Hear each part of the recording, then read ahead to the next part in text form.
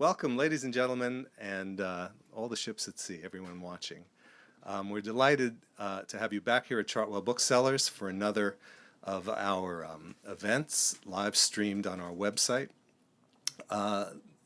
Selling Churchill books for many, many years, the store and I developed favorites.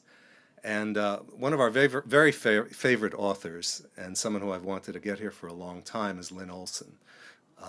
Lynne has written a number of books that have been absolute huge bestsellers and much requested titles here at the store, specifically Troublesome Young Men and Citizens of London.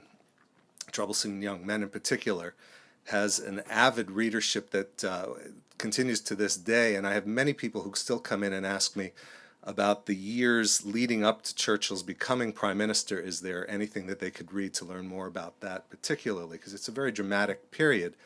And Lynne's book, Troublesome Young Men, covers that as no one has covered that before and is likely to since. It's really spectacular. I'm delighted to have Lynne Olson back here with us. Here with us for the first time. Her books have been here for a long time.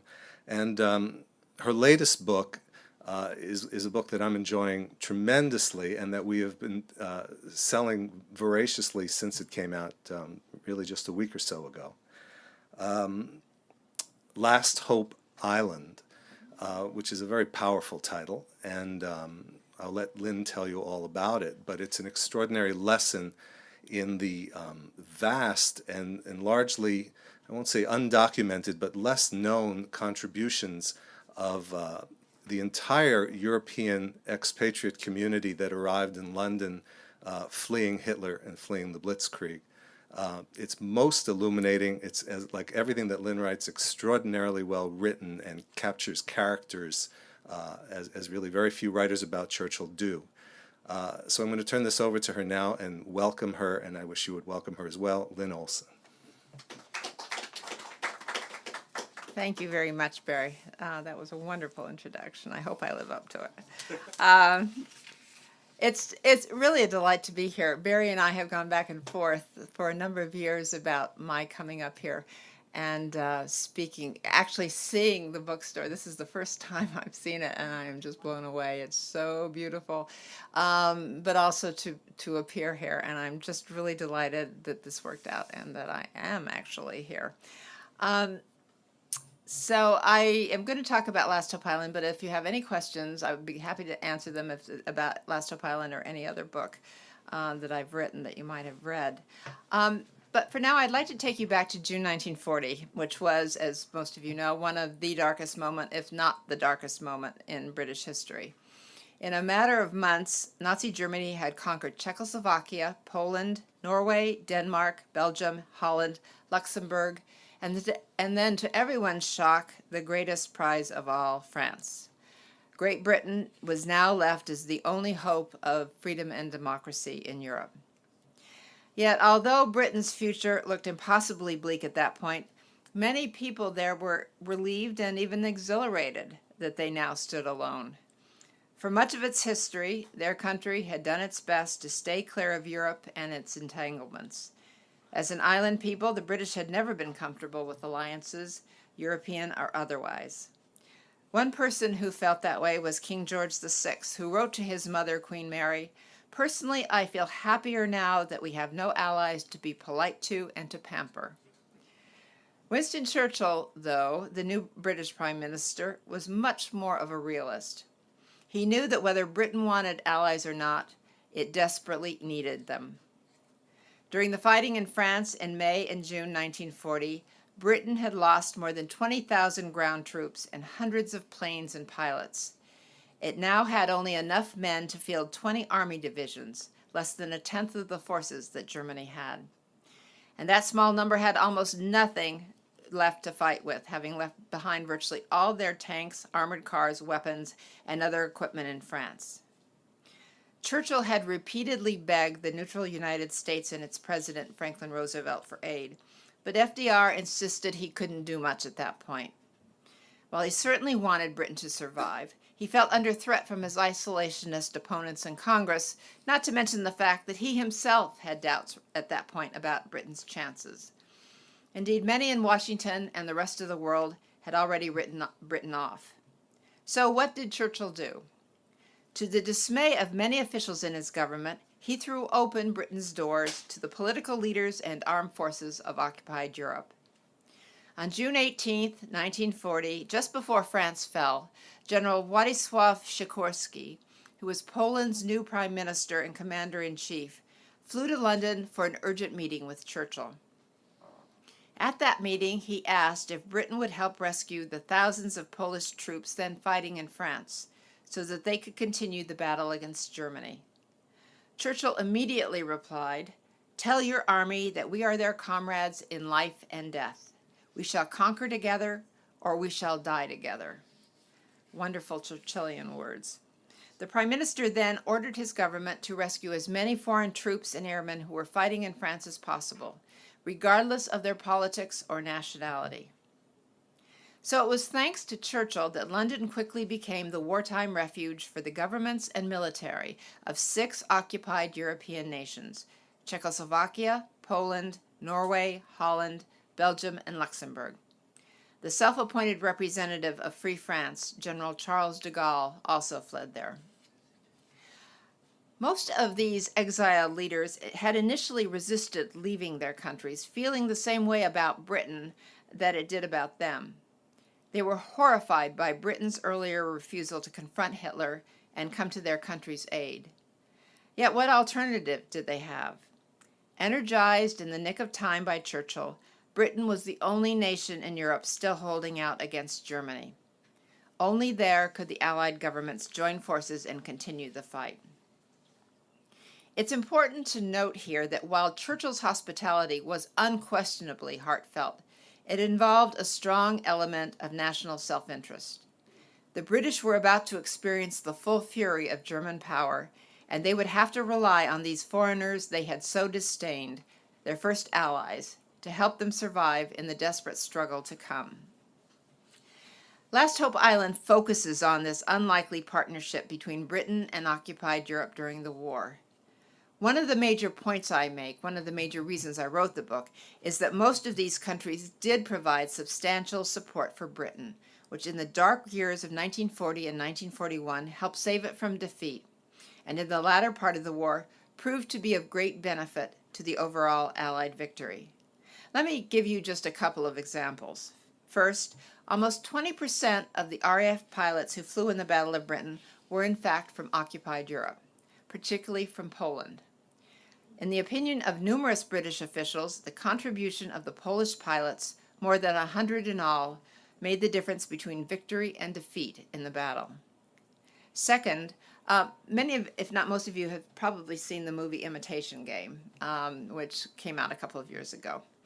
According to that movie and according to conventional wisdom, Alan Turing and the code-breaking operation at Bletchley Park were solely responsible for breaking the Germans' Enigma code. In fact, Britain's code-breaking success was due in large part to previous work by the French and above all by the Poles. According to a top official at Bletchley Park, quote, "The ultra code-breaking operation could never have gotten off the ground if we had not learned from the Poles, in the nick of time, the details of the Enigma machine and how it was used." Finally, virtually all the intelligence about German military operations in occupied Europe came from European intelligence services rather than from Britain's famed MI6, which nonetheless took all the credit. There's this idea, I think that still some people have today, that MI6 is the peerless, all-seeing, all-knowing intelligence agency and the best in the world. Certainly Churchill thought that. And certainly Adolf Hitler did too, actually. So did Himmler and Reinhold Heydrich, who were the two top guys in the SS. They were convinced of that. And the reason why? Well, because many of them were addicts of English spy novels that had been written from the beginning of the 20th century about these great gentlemen spies, who went to, who were raised in the country and grew up in privileged backgrounds and rode to hounds and were members of the best men's clubs. And oh, by the way, they occasionally took time out to go to Germany or other places and and stop plots against Britain, and then they would come back and resume their aristocratic or whatever lives. And these books were hugely popular, not only in Britain but in Germany and elsewhere in the world. And so this is partly the reason why MI6 got this reputation. And the truth is, certainly in World War II, it did not deserve that reputation. So they were getting all this information from the European intelligence services and from European spies who were still obviously in occupied Europe. And that included intelligence about German defenses on the Normandy coast, the knowledge of which was crucial for the success of D-Day. There are many, many more examples of such aid provided by the Europeans that I talk about in the book. But interestingly and ironically, these contributions have been basically ignored by most historians, who generally portray the victory in World War II as an American-British-Soviet triumph. So that's one reason I wrote the book, is to give credit where credit is due. It's the first book about these countries and what they did. But another big reason is because this is such a rich human story with a huge cast of wonderful, larger-than-life characters. My books, I try very hard to tell the story of whatever I'm writing about through people. People, after all, are who make history. Without people, we wouldn't have history. And it's, certainly in this case, this book is heaven sent. This subject is because of all the fascinating people who are involved. To give you a few examples, two of my favorite characters in the book are two of its major figures. They are King Haakon of Norway and Queen Wilhelmina of the Netherlands. Both of them showed extraordinary courage during the war and became focal points of their country's resistance movements. Another major figure is the Earl of Suffolk, a swashbuckling English aristocrat from one of the noblest aristocratic families, whose rescue of two nuclear scientists from France helped make the Manhattan Project possible. And then there's Jeannie Rousseau, who's a pretty French spy who flirted with German officers in Paris to tease out their secrets about the V-1 flying bomb and the V-2 rocket. I also write about some really interesting bit players, including a teenage Audrey Hepburn, who served as a courier for the Dutch resistance during the war, and 4-year-old Madlenka Korbel, the daughter of a Czech government official in London who survived the Blitz and grew up to become U.S. Secretary of State Madeleine Albright. In Last Hope Island, I also write not only about what occupied Europe did for Britain and the other allies, but also what the occupied countries received in return from the British. The first major gift, of course, is that Britain gave European leaders a safe haven when they needed it most. But it also provided hope and inspiration for the millions of people in captive Europe. For Europeans, the mere fact of Britain's continued resistance to Hitler was a sign that not everything was lost. For as long as the war lasted, millions of them took part in a precious nighttime ritual. They took out their radio sets, which had been outlawed by the Germans, from wherever they had hidden them, and they turned them on to hear the chiming of Big Ben and the magical words, "This is London calling." During and after the war, Europeans described those secretive moments listening to BBC news programs as their lifeline to freedom. A Frenchman who escaped to London later said, "It's impossible to explain how much we depended on the BBC. In the beginning, it was everything." Another escapee, a Belgian journalist who managed to flee from a Nazi concentration camp, arrived in London, as he said, drunk with happiness. "Do you know I have been dreaming about this moment for months," he exclaimed to a British friend, adding, "Millions of people all over the continent are thinking at this very moment of London." A young Polish resistance fighter echoed that sentiment, declaring that getting to London was like getting to heaven. Polish pilots who flew with the RAF during the war referred to Britain as Last Hope Island, which is where I got my title. But there was another reason why London and Britain were so important to the Europeans. They helped plant the seeds for the European Union. Thanks to their long stay in London, European leaders were given an unprecedented opportunity to form close personal and official connections with one another. You can imagine. I mean, most of these leaders had run into each other, obviously, over the years, but they never had spent any time together, and they often were at, at loggerheads about what, especially as Hitler was coming to power. But for 5 years, they were basically forced into, one place together, and they had to work together, and they did work together. And not only that, they became good friends. Using those connections, several exiled governments began to explore the idea of gaining greater security and strength for Europe through a possible European Union. One historian later wrote, "If the European community is compared to a house, those years of cooperative exile in wartime London are part of the foundation." And what they wanted was basically to make sure that such a devastating catastrophe like World War II would never happen again. And they realized that no longer could they stand alone, that they could not be neutral, that they actually had to join together to prevent this from happening and to make sure that Europe was secure and prosperous. By the end of the war, the foundation for European unification, thanks to the hospitality of Churchill and Britain, was already being laid.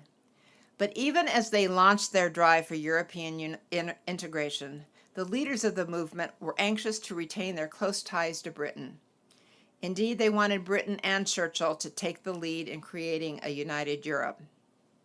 And at first, there seemed plenty of grounds for optimism. Churchill had been a long-time advocate of what he called a United States of Europe. He saw it as kind of a forerunner of today's European Union, which he hoped would end the existence of separate tariffs, passports, and currencies, and enable the free interchange of goods and services. However, it soon became obvious that for all his eloquence, Churchill was not willing to do anything concrete to make European Union a reality. And furthermore, that he and the British had no interest, at least at that point, in becoming an integral part of Europe themselves. In Churchill's view, then, Britain's post-war destiny lay in its empire and a close alliance with the United States. In effect, he and Britain were refusing to accept the fact that the country's days as a world power were over. It had been bankrupted by the war, and its empire was on the verge of slipping away. But for many still clung to the memory of its days as one of the big three in World War II. Whatever the reasons for Britain's standoffishness, European leaders finally had had enough. Realizing that Britain would never take the lead in the unification movement, they assumed the initiative themselves, taking a series of steps that ended in 1958 with the creation of the European Economic Community, also called the Common Market, which called for the gradual end to economic barriers. When the EEC began accepting new members, Britain declined the invitation. A few years later, the British began having second thoughts. The common market turned out to be an extraordinary economic success, while Britain was suffering with a weak economy and a dissolving empire. In addition, their special relationship with the United States had not evolved into the close-knit, equal partnership they had sought. So very reluctantly, Britain in 1973 did finally become a member of the European Community, which later became the European Union. But as we know, many people in Britain never fully reconciled themselves to the idea that their country was part of Europe. Their uneasiness over those ties increased as Europe's economic success story faded. The vote of British citizens last year to leave the EU has presented them, as well as a fragile Europe, with enormous problems and challenges. With all the talk about Brexit in the last 10 months, it's really interesting that there's been almost no mention of the fact that without Britain and Winston Churchill, the EU might never have been created at all. Churchill was, in fact, the EU's godfather. If it hadn't been for him, the leaders and military of those occupied European countries would never have been welcomed into Britain. They almost certainly would never have made the contributions they did to the Allied victory. And they never would have had the chance to form those close bonds in London that led to the creation of the movement for European Union. An extraordinary effort, no matter what you think of it now, that helped lead to more than half a century of peace and prosperity for Western Europe. All of which leads us to this question: what if Britain had gone a step further after the war? What would have happened if, in fact, Britain had accepted the challenge from the Europeans, if they had turned their backs on their insular past and had taken a leadership role in Europe, where would Britain, Europe, and the world be now? One can only imagine. Thank you.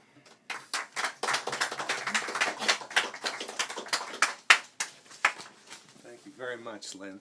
We actually had an event here at the store just a couple of weeks ago on the subject of Brexit and Churchill, because he is the essential He is. launch pad for the entire Absolutely. enterprise, and the story is still being written, And it's just extraordinary that fact really hasn't been it, widely it recognized. really hasn't been. Yeah. You'd think Yeah. Boris Johnson at least would have brought it up somewhere along the line, but he didn't. Yes, I know. That's right. We would love to take questions. I also want to acknowledge and thank Edwina Sands, Winston Churchill's granddaughter, for joining us this evening.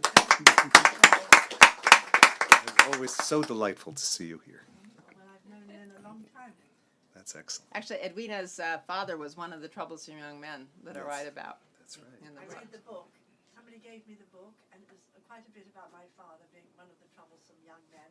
And I thought it was so good. I said, I must meet that woman. And so that woman. And so I did 411, and there I got Lynn on the phone. We found each other. To dinner, and she said yes.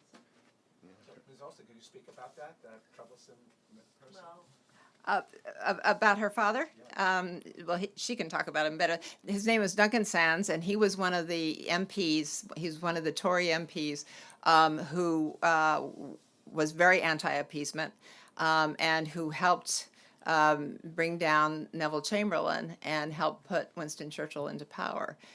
He later went on. Well, no, he was. When was he married to your mother? He married your mother, but in. Anyway, he was already in the family, but he was one of the key members of Parliament. Slowly again, Duncan Sands, S-A-N-D-Y-S. S-A-N-D-Y-S. Are you familiar with the World at War series on the BBC, narrated by Laurence Olivier from '74?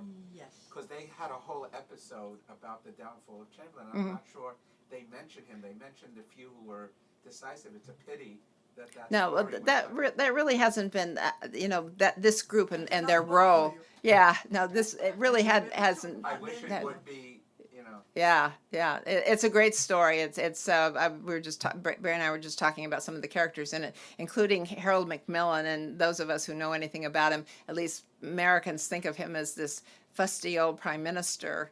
And I mean, because he was prime minister, in his later years. And in fact, he was a rebel. He was a fire-breathing liberal rebel. Really a real leftist. And at the same time, he was running his family's Macmillan publishing empire. A great story. I won't go to it. There's all sorts of romance and illicit romance and involved in the Macmillan story. And anyway, these characters are very, very different from the way you might think of. Don't leave it there. Macmillan was a very close friend of another MP named Robert Boothby. They were like this. They were both big liberals, big rebels, but at the same time, Boothby was having a lifelong affair with Macmillan's wife. So that complicated matters a little bit, but more than a little bit. But they were two of the leaders of this group of mostly Tory members of Parliament who were basically defying that not only their party, but they're defying their culture. I mean, everything that you were supposed to do, they just totally ignored it. And so they got into a lot of political trouble, but in the end, they won. Yes? I don't know if you saw this lengthy article in the New York Times today about the impact of Brexit on the London as a financial center. And that I learned things that I never knew about the enormous amount of money that flows into Britain, London, as a clearinghouse for the world's economy, and that the Brexit may likely derive a lot of this trading activity of the financial firms out of London, and that the European countries Are gonna divvy it up. supporting Yeah. that economic activity. So ironically, Brexit may lead to a much more stronger Europe economy. Yeah, you know, it's so interesting to see I think Brexit is a tragedy, and just in so many ways. But it's really interesting to see what's happening to Europe. These elections, you know, I have never ever been interested in a Dutch election or a French election, but boy, it was like, you know, I was checking to see when they were going to announce, you know, who had won last Sunday, and. You know, who knows how this is. I mean, Europe is still, as I said, very fragile. But certainly, this is heartening. What's not heartening, I think, is what Britain is going through right now. I mean, because this could have been so easily avoided. David Cameron didn't have to call for this. I mean, this is so stupid. It was so political, and he didn't even need to do it because he won that election so handily. It's like the Italian Prime Minister calling it Renzi. Yeah. Anyway, it's well. Thank God this country isn't making such. No. Dear God, no. I'm going over to the UK next month. This book is coming out at the end of June, and I'm just bracing myself for all the remarks about our country. But I can always say, well, you know, you guys haven't done all that well either. No, I know. I think Theresa May, I mean, they're not doing that well, but they're trying to be rather rational and calm, and it's sort of light, I think. They're trying to be, she's sort of sensible in a way. Well, let's hope. Yeah, I mean, It was not a good decision, but I mean, she's just caught in a very hard place. tweeting in the morning about No, God, Brexit. no. Oh, Oh, God. jeez. I Oh. mean, she knows where the countries are. and things. No, exactly. Yeah, no, there's no comparison, to put it mildly. Anything else? I have one question. Oh, go ahead. With all the research that you did for this book, Mm-hmm. is there kind of another book that you're thinking about writing that may have been spawned by this book? Well, actually, Or yes. too premature? No, it's not. This is very unusual because I usually don't. It takes me another 2 years to figure out what I want to do. But no, you hit it on the head. My next book is not going to be one of these big overarching books, which is what I'm fairly well known for.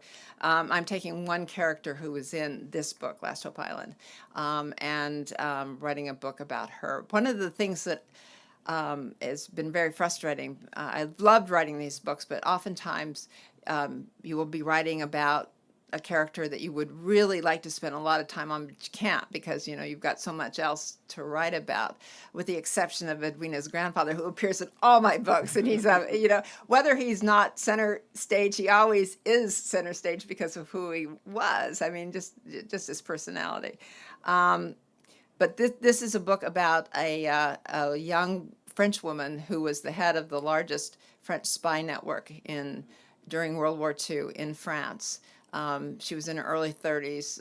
She had 2 small children, and she happened to be also very beautiful. And it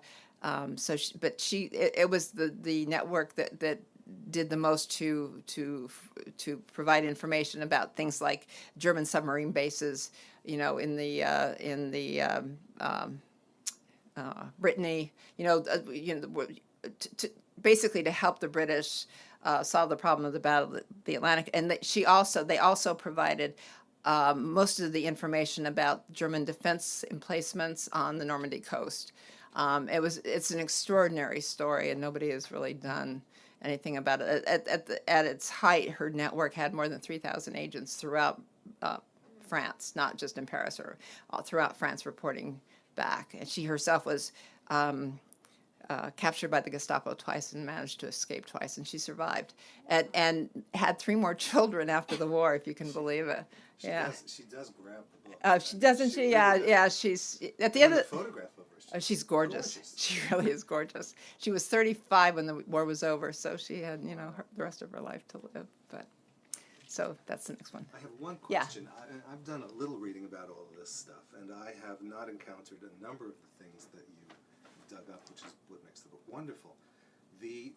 Why do you think that the Turing and Enigma writing up to now has been so obfuscation about the contribution. I mean, it would seem to be self-evident that they're covering up for British. Yeah, that's true. I mean, the British have been extremely reluctant in various areas of World War II to give credit where credit is due, and certainly true with Enigma. I think part of it is because Enigma was secret, until the 70s. The Poles' big contribution occurred in 1939, 1940 when they turned over. There were three young Polish cryptographers who basically cracked the Enigma code in 1933. Particularly one, 1933, and so they were reading German military secrets for 6 years before the war broke out. This was a code that the Germans said would take 900 million years to crack. They did it in 1933, and so when it was clear that Germany was about to invade Poland, they invited French and British codebreakers to Warsaw, right outside Warsaw, to their codebreaking headquarters, and they gave the British and the French. They had made models of the Enigma, and they gave the British and the French, each of them got a model of the Enigma along with information how to use it. So, the British had been trying to break the Enigma, but they couldn't do it. So they took this amazing stuff and they went back, and that's when Turing took what had already been developed. I'm not dissing Turing at all. The man was absolutely brilliant. He took it to a level that the Poles couldn't do because they didn't have the money, and they didn't but without, as I said, as I quote the codebreaker, without that background, it's not at all clear that they would have broken Enigma in time to actually have an effect on the war, which obviously it did. It was a major help in ending the war. Thank you very Okay. much. Thank Thank you. you very much. Thank you, sir. And please come join us now for some leaky champagne.